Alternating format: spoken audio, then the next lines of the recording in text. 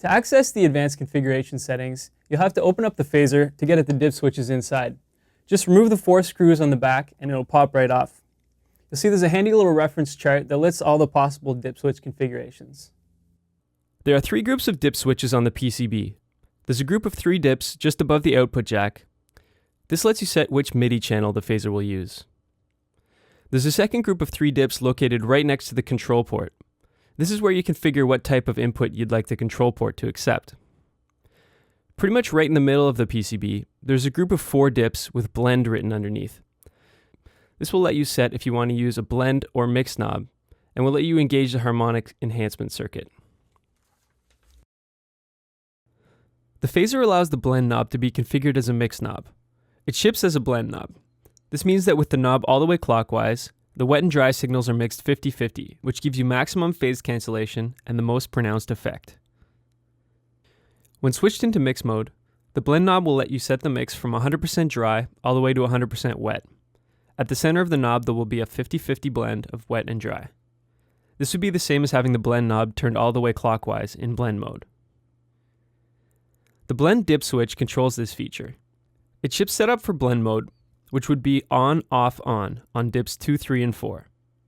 To change to a mix knob, just reverse these dip positions to off, on, off. Switching over to mix mode allows you to use the phaser as a vibrato.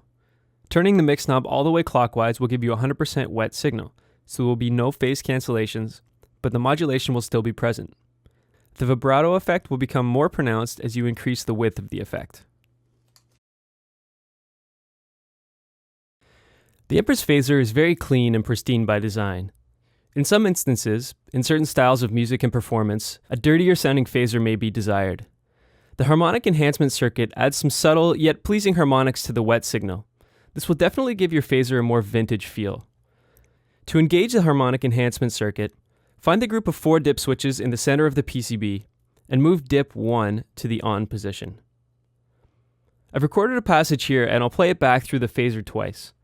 First with the standard settings, then with the Harmonic Enhancement circuit engaged. The effect is subtle, but definitely adds some warmth to the effect.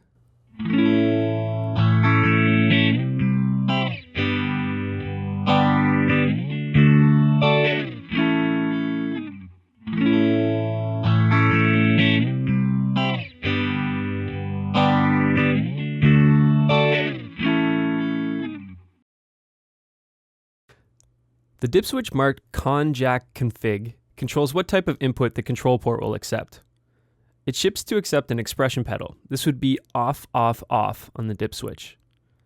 On the inside of the back plate of the phaser, there's a reference chart with all the possible inputs and their respective dip switch configurations. The universal control port can be set to accept expression pedal, control voltage, external tap switch, either latching or momentary, normally open or normally closed, external audio input, and Midi.